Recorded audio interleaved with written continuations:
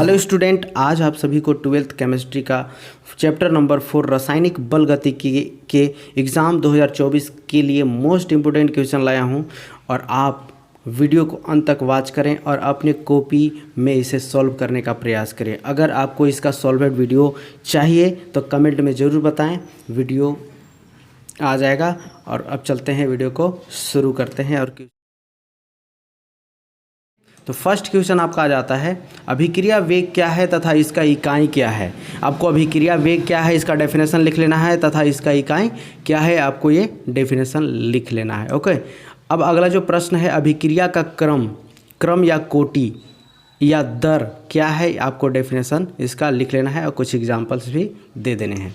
इसके बाद अगला चलते हैं, रासायनिक अभिक्रिया को प्रभावित करने वाले कारक कौन कौन से हैं। यानी कि रासायनिक अभिक्रिया को प्रभावित करने वाले जो कारक हैं उसका आपको क्या करना है, नामकरण कर देना है। ओके, अब जो है आगे चलते हैं। अगला प्रश्न आपका आ जाता है, अभिक्रिया की दर तथा दर नियतांक में अंतर बताइए।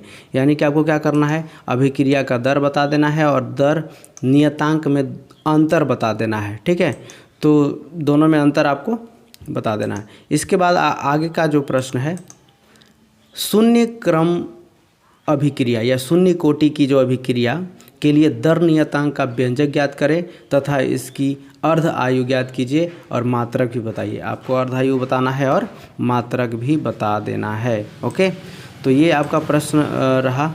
अगला प्रश्न है, ये प्रश्न है, प्रथम क्रम अभिक्रिया के लिए दर नियतांक का व्यंजक ज्ञात करें तथा इसकी अर्ध आयु ज्ञात कर लीजिए और मात्रक भी आपको ज्ञात कर लेना है। ओके, तो अगला जो प्रश्न आपका होगा, अगला प्रश्न है, अभिक्रिया की आणविकता क्या होगी। यानी कि अभिक्रिया की आणविकता का डेफिनेशन आपको बता देना है कि अभिक्रिया की आणविकता क्या होगी। अगला जो प्रश्न है, अभिक्रिया की आणविकता तथा क्रम में अंतर बताइए। यानी कि अभिक्रिया की आणविकता तथा कोटि में आपको अंतर बताना है। ये भी बहुत ही इंपॉर्टेंट क्वेश्चन है, आता है एग्जाम में। छद्म एक अणुक अभिक्रिया का एक उदाहरण दिए। यानी छद्म कोटि अभिक्रिया भी होता है, तो छद्म एक अणुक अभिक्रिया का एक उदाहरण दे देना है। कभी कभी दो अणुक का अभिक्रिया का उदाहरण देना हो सकता है, तो आप इसे अच्छे से रीड कर लेंगे। इसके बाद जो है प्रथम कोटि की अभिक्रिया, ये न्यूमेरिकल आपका आ जाता है कि प्रथम कोटि की अभिक्रिया 40 मिनट में 30% पूर्ण होती है। तो अभिक्रिया की अर्ध आयु अवधि ज्ञात करना है, मतलब अर्ध आयु ज्ञात करना है और आपको log 7 का वैल्यू जो है 0.845 दिया हुआ है। ओके, तो आप इस तरह से ज्ञात कर लेंगे। अब आगे जो है अगला जो प्रश्न आपका आता है, प्रथम कोटि की अभिक्रिया का वेग स्थिरांक दिया हुआ है। ठीक है, यानी प्रथम कोटि अभिक्रिया का वेग स्थिरांक आपका दिया हुआ है 1.15 इंटू 10⁻³ पर सेकेंड है।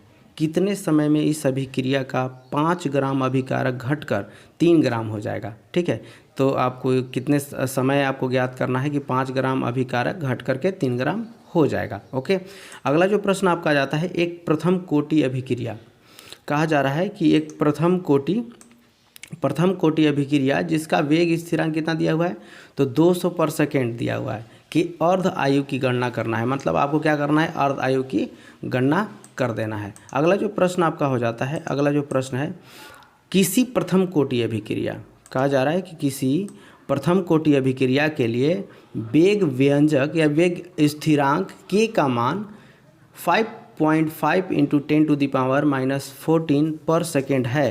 तो इस अभिक्रिया के लिए अर्ध आयु की गणना करना है। आपको अर्ध आयु यहाँ भी ज्ञात करना है। ओके, ये भी इम्पोर्टेंट क्वेश्चन है, इस टाइप के प्रश्न पूछे जाते हैं। अब जो है आगे चलते हैं। अगला जो प्रश्न है, दर्शाइए कि क्या है, दर्शाइए कि प्रथम कोटि अभिक्रिया में 99% अभिक्रिया पूर्ण होने में लगा समय 90% अभिक्रिया पूर्ण होने में लगने वाले समय से दुगुना होता है। ये आपको सिद्ध करके बता देना है। ये भी इम्पोर्टेंट क्वेश्चन है, कई बार आपको एग्जाम में ये आया है। ओके, और हमने क्लास में भी आपको ये सब सॉल्व कराया है, आप ज़रूर जो है नोट्स में देख सकते हैं। इसके बाद जो है अगला जो प्रश्न है, एक प्रथम क्रम की अभिक्रिया दर नियतांक 60 सेकेंड है। यानी दर नियतांक 60 सेकेंड दिया हुआ है। कितने समय में इसका 1/6 होगा, ये भी आपको समय ज्ञात करना है इसमें, तो आप ज्ञात कर लेंगे। अगला जो प्रश्न आपका आ जाता है, अगला जो प्रश्न, एक प्रथम क्रम की अभिक्रिया का अर्ध आयु 2 मिनट है। मान लीजिए कि एक प्रथम क्रम की अभिक्रिया का अर्ध आयु कितना है, 2 मिनट है। तो आपको क्या क्या ज्ञात करना है, पहला ज्ञात करना है 25% प्रारंभिक सांद्रता व्यय होने में लगा समय, यानी 25% प्रारंभिक सांद्रता व्यय होने में लगा समय आपको ज्ञात कर लेना है। और अगला जो है 10% प्रारंभिक सांद्रता व्यय होने में लगा, दोनों समय ही ज्ञात करना है आपको, एक 25%, एक 10%। अगला जो प्रश्न है, एक रेडियो सक्रिय पदार्थ का अर्ध आयु क्या है। एक रेडियो सक्रिय पदार्थ का अर्ध आयु 10 मिनट है। मान लीजिए आपको क्या ज्ञात, अर्ध आयु ज्ञात करना है। मान लीजिए एक रेडियो सक्रिय पदार्थ का अर्ध आयु 10 मिनट है।